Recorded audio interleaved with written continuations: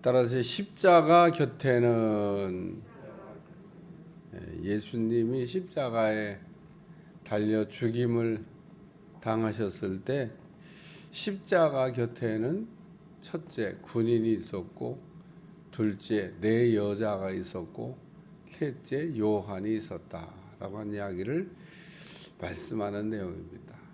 예수님이 십자가를 지시고 고난 받으실 때 예수님 십자가 곁에 누가 있었냐? 첫째는 군인, 둘째는 여자, 셋째는 요한. 그래서 군인들이야 뭐 자기들 직무를 감당하기 위해서 곁에 서 있는 거죠. 예수님을 이제 죽여라 그러고 판결을 내렸으니까 예수님을 십자가에 못 박아 죽이기 위해서. 오늘 아침에도 이 말씀을 다시 읽다가 예수님이 우리를 위해 죽으셨구나 그러면서 마음이 그냥 이렇게 아프더라고요. 여러분, 예수님이 십자가를 지셨다는 이 글을 읽으면서 마음이 안 아프면, 야, 참 예수님이 나를 위해 십자가를 지셨구나. 지고 간 게 아니고 여기 이제 지신 겁니다.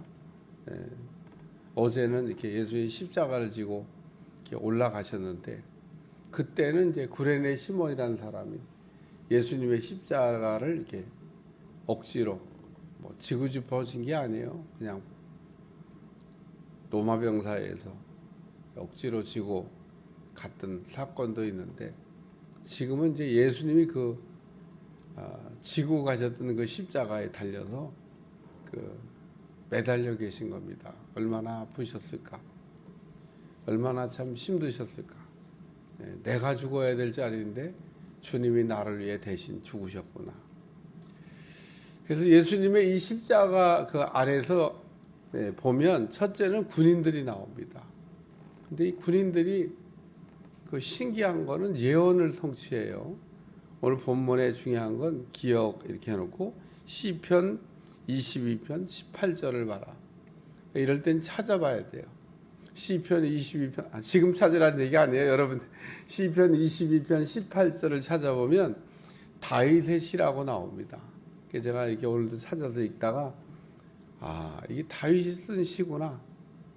근데 다윗이 이렇게 시를 썼는데 그 시의 내용 가운데 나온 내용입니다. 그들이 내 옷을 나누고 내 옷을 제비 뽑나이다. 그러니까 다윗의 시에 나오는 그 글귀인데 그게 예수님에게서 성취가 됐다. 그러니까 다윗의 시가 그냥 단순한 시가 아니고 거기에 예언이 들어 있었다는 겁니다. 예언. 다윗이 성령의 감동으로 시를 썼겠죠. 세상 사람들은 감동 없이도 시를 써요. 이렇게 감동으로 쓴 게 아니라 감정으로 쓰는 거죠. 이렇게 멋있는 글을 씁니다. 어떤 사람이 이렇게 시 쓴 거 보면 참 시를 너무 잘 썼다. 읽으면 막, 야, 어떻게 이렇게 표현을 했나? 예? 시 가운데 그런 시가 있습니다. 물이 되어 다시 만나자. 뭐 이런 표현. 물이 되어 다시 만나자. 이 표현을, 참 어떻게 말의 표현을 이렇게 표현을 잘했을까? 물이 되어 다시 만나자. 뭐 그런 시기가 있습니다. 근데 다윗은 시를 쓰면서 그들이 내 옷을 나누고 내 옷을 제비 뽑나이다 이러고 썼는데 그게 예언입니다. 예언. 그러니까 다윗이 시를 쓸 때 이렇게 세상에서 이렇게 아주 감정이 풍부해서 아주 이렇게 정말 이렇게 읽으면 뭔가 느낌이 팍 오는 그런 감성적인 이렇게 글을 써놓은, 읽어도 참 이게 마음이 이렇게 막 그래요. 근데 다윗은 성령의 감동으로, 그게 중요합니다. 성령의 감동으로 시를 쓴 겁니다. 성령의 감동으로 시를 썼더니 그게 뭐냐? 예언이 된 겁니다. 예언. 그러니까 예언이라고 하는 건 뭐냐? 성령의 감동으로 할렐루야 말하는 거를 예언이라고 그래요. 그러니까 다윗이 성령의 감동으로 시를 썼는데 거기에 나오는 내용입니다. 오늘 우리가 성령의 감동으로 시를 쓰는 것까지는 굉장히 좋습니다. 우리가 저도 뭐 한때 시를 한번 써본 적이 있습니다만은, 어쨌든 시를 쓴다는 건 뭐 좋은 거죠. 지금은 안 합니다. 그러니까 예전엔 제가 하던 게 많았는데 안 하는 게 많습니다. 하는 것도 있고 안 하는 것도 있고.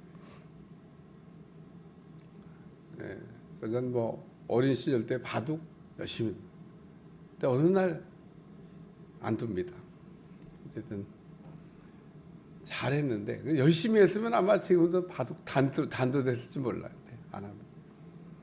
안 하기로 그냥 별로 유익이 없는 것 같아요. 안 하기로. 그래서 다윗같이 이렇게 시를 쓰면은 참 좋겠다. 네. 그러니까 여러분 혹 시를 쓰더라도, 그러니까 이 시도 사실은 기도입니다. 찬송도 기도. 다윗같이 이렇게 성령의 감동을 쓰는 시는 그것도 기도고 예언이고. 그래서 다윗이 이렇게 시를 썼는데, 집에 가서 찾아보세요. 시편 22편 18절 다윗의 쓴 글에 나옵니다. 로마 군인들이 예수님의 옷을 겉에 입었던 건 자색 옷을 입혔어요. 그거 좋은 겁니다. 자기들이 그냥 예수님 조롱하느라고 그거는 네 개를 잘라가지고 하나씩 갖자. 속옷은 찢을 수가 없는 거예요. 이게 통으로 된 거라. 그러니까 우리 제비 뽑자. 그래가지고 세상에 누구는 온 세상을 위하여 십자가의 고난을 받고 있는데 밑에서는 옷 찢어가지고 나누기 하고, 이건 찢기가 그러니까 우리 제비 뽑아서 누가 하나 갖자. 그러고 나눠 갖는 이야기가 나옵니다. 두 번째는 여자들이 나옵니다. 마리아가 셋이 나와요. 그 예수님의 어머니의 이름도 마리아입니다. 그리고 글로바의 아내 마리아, 막달라 마리아, 이모, 이렇게 네 여자가 예수님의 십자가를 지켰습니다. 이 말을 읽을 때마다 느끼는 건, 제자들 다 어디 갔어? 3년 만이나 훈련받은 그 제자들, 베드로 어디 갔어? 이런 생각이 듭니다. 왜? 베드로는 또 큰 소리 쳤잖아요. 다른 제자들은 몰라도 나는 죽을지언정 주님 곁에 지겠다. 그랬던 제자들은 없고 여자들만. 참 보면 성경에 여자들이 많이 나오는데, 어떤 때 남자보다 여자가 더 훌륭한 것 같아요. 여자들이 다 이렇게 예수님 십자가를 다 괜히 그 옆에서 얼쩡얼쩡하다가 죽을 수도 있습니다. 이게 그냥 서 있는 게 아닙니다. 목숨 걸고 서 있는 겁니다. 또 뭐 그 근처 여러분, 이 군인이라고 하는 게 저는 무서운 사람들입니다. 근데 무서운 사람들도 눈에 안 보여.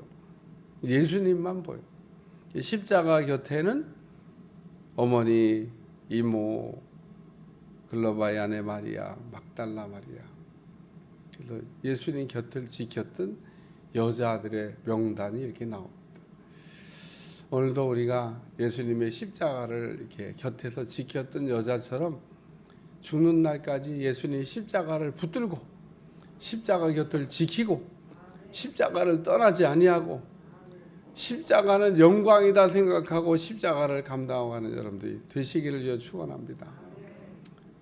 이제 연말은 지났습니다만은 십자가 벗겨달라고 하는 사람들 참 많은데, 예? 우리가 평생 하지 말아야 될 얘기입니다. 담임 목사가 이렇게 사명을 이렇게 이것 좀 하시겠습니까? 그러면 아멘이죠. 뭐 아멘. 거기에 뭐 이유가 있어요. 담임 목사가 부탁하는 게 아니고 예수님이 부탁하는 거라고 생각을 해야 되는데, 사람들은 담임 목사가 뭐를 이렇게 시키면 담임 목사가 시켰다고 자꾸 생각을 해요. 담임 목사를 통해서 예수님이 야, 네가 이걸 좀 감당해 봐야 되겠다. 그러고 얘기하시는 거예요. 알아들어야 되는데 꼭 목사님이 뭐라고 얘기하면, 올 연말은 제가 또 전화도 많이 돌렸습니다. 교회 못 오신 분들, 몸이 불편해서 못 와요. 다 전화 돌렸습니다. 전화 돌려가지고 제가 이게 오시지 못했는데 제가 기도해 드리겠습니다. 축복 기도해주고 따뜻한 봄날 되면 꼭 나오시기를 바랍니다. 참 마음이 이게 몸들이 불편해서 연세가 드셔서 제가 기도도 이게 해드리고 했습니다만은 담임 목사가 전화 거는 게 아니고 예수님이 전화 거는 거라고 또 생각해요. 제가 대행업을 잘합니다. 그러니까 담임 목사가 하는 일은 예수님 대행업이다. 그렇게 생각하시면 돼요. 예수님을 대신해서 그러니까 축복 기도도 제가 하는 게 아니에요. 예수님을 대신해서 기도도 해주고. 그래서 어쨌든 예수님을 이렇게 대신해서 이렇게 예수님의 십자가 곁을 지키는 여자들, 야, 참 훌륭하다. 그런 생각이 듭니다. 오늘도 우리가 예수님의 십자가를 이렇게 잘 감당하고, 예수님의 십자가를 내가 질 수는 없지만 예수님 지신 십자가는 아무도 흉내 낼 수가 없습니다. 아무도 그런 십자가를 질 수 있는 사람은 없습니다. 왜? 예수님의 십자가를 지려면 조건이 죄가 없어야 돼. 의인이어야 돼. 우린 다 죄인이라서 그런 거는 안 돼. 그러니까 우리가 십자가를 진다고 해서 뭐 예수님 같은 십자가를 지는 거냐? 그런 십자가도 아닙니다. 그냥 예수님이 나를 위해 지어주신 십자가에 감사해서 내 몫에 내가 감당해야 될 그냥 십자가를 지는 거죠. 지면서도 죄송해요. 더 잘 감당하면 좋고 더 지고 가면 좋은데 그래도 그걸 잘 못합니다. 그러니까 십자가를 지고 가면서 하지 말아야 될 일이 뭐냐? 원망불평하는 겁니다. 하나님은 감사와 기쁨과 그렇게 일하는 걸 좋아하죠. 한 달란트 받았던 사람처럼 누구하고 비교하기나 하고, 5달란트나 한 달란트나 도토리 키재기인데 사실은, 근데도 그걸 비교하고 있습니다. 다 작은 거라고 얘기하잖아요. 5달란트는 뭐 큰 거고 한 달란트는 적은 거. 그게 아니에요. 우리 주인이 볼 때 다 적은 일이야. 근데 한 달란트 받는 사람들은 이게 비교한 겁니다. 누구는 5개 주고 나는 1개 주고. 그래서 땅에 갖다 묻은 겁니다. 뭔 비교를 해 5개나 1개나 충성하고 났더니 내가 적은 일에 충성하며 5달란트나 2달란트나 표현이 똑같습니다. 토시 하나 안 틀리고 똑같은 표현을, 내가 적은 일에 충성하며 내가 내게 많은 것을 맡기리니 내 주인의 즐거움에 참여할지어다. 5달란트도 그렇게, 2달란트도 그렇게. 표현이나 토시가 바뀌었냐? 안 바뀌어. 왜 안 바뀌었냐? 5개나 2개나 1개나 다 똑같다 그런 얘기입니다. 근데 칭찬받은 사람이 있고 책망받은 사람이 있는데, 오늘 우리는 적은 일을 이렇게 잘 감당할 때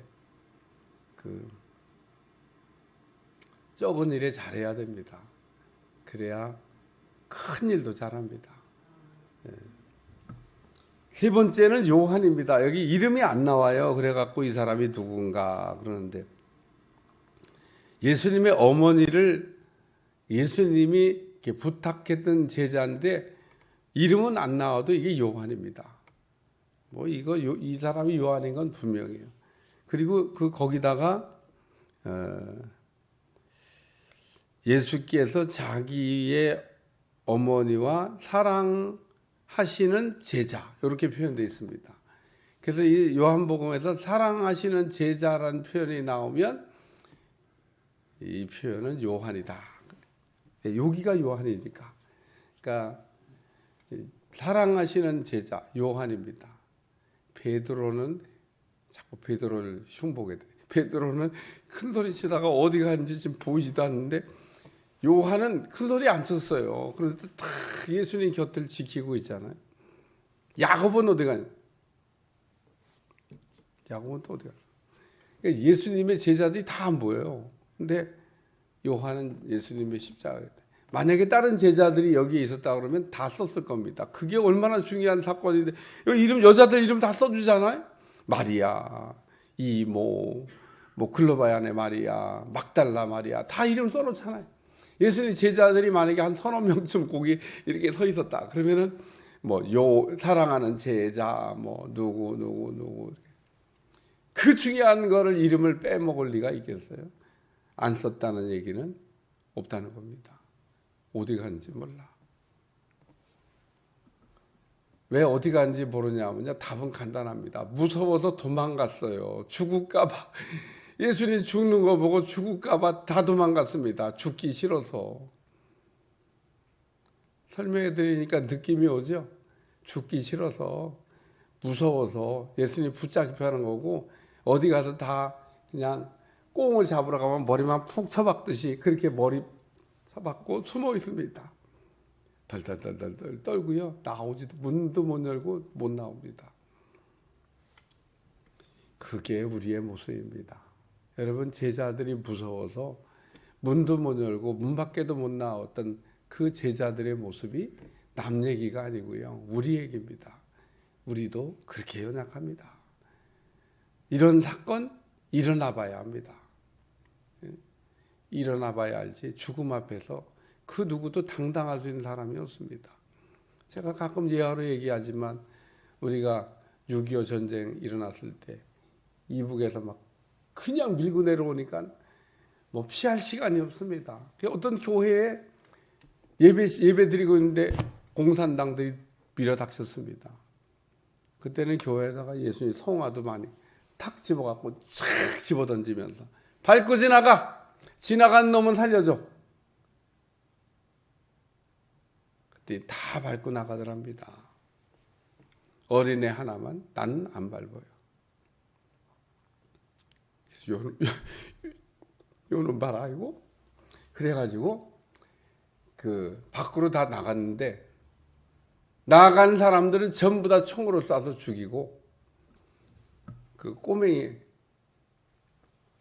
안 밟은 애만 그 인민군이 그러더래. 우리 아버지가 장로야. 이쪽에 인민군이 있으니까 이렇게 도망가라. 그 사람이 그렇게 살아내려서 목사가 되어가지고 그 간증을 하고 다닌답니다. 야, 그러니까 죽는 순간에 다 목숨이 무서워서 밟고 지나가면 살려준다니까. 신앙생활을 어떻게 한 거예요? 근데 예수님 사진 밟고 지나가. 일본에서도 그런 일 많았습니다. 일본 선교사를 보면 그런 식으로 예수님 그 성화에 침 뱉으라고 그럼 살려준다고.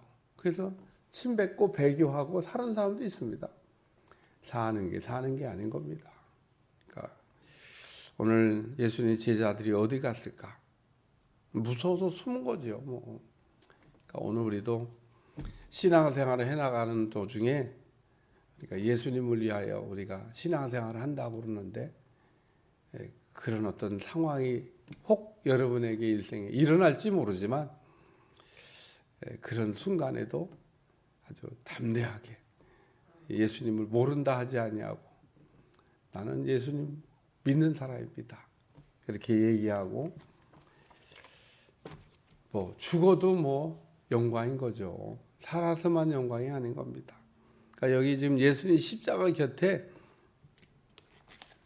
로마 군인들은 그 예언을 성취하려고 지금 서 있고 자기들이 뭐 한지도 몰라.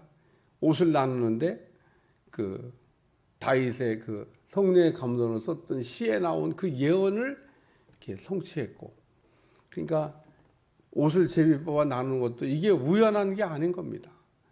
우리 주님은 시작부터 구약의 모든 선지자들이 또 성령의 감동으로 쓰여진 성경을 이렇게 응하게 하셨고 십자가 위에서조차도 성경에 나온, 만약에 이게 지금 안 일어났으면 구약의 그 성령의 감동으로 다윗이 쓴 그 시가 예언이 성취가 안 된 겁니다.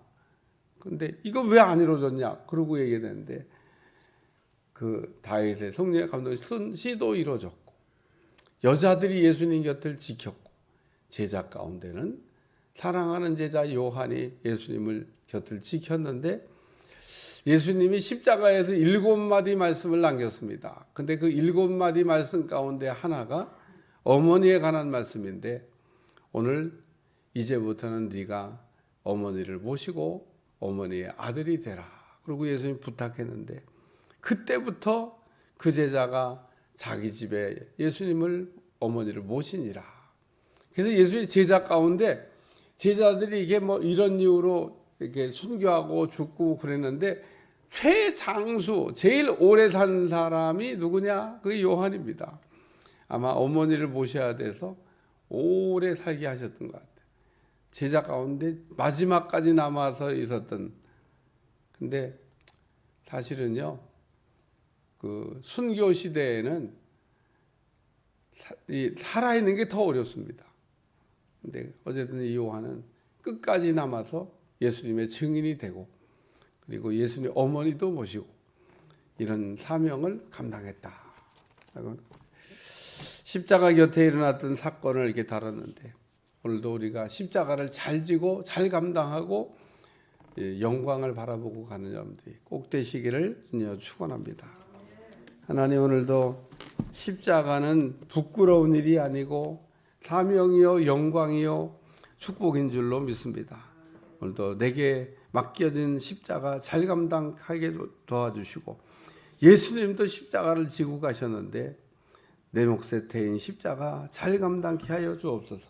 예수님의 이름으로 기도합나이다. 아멘.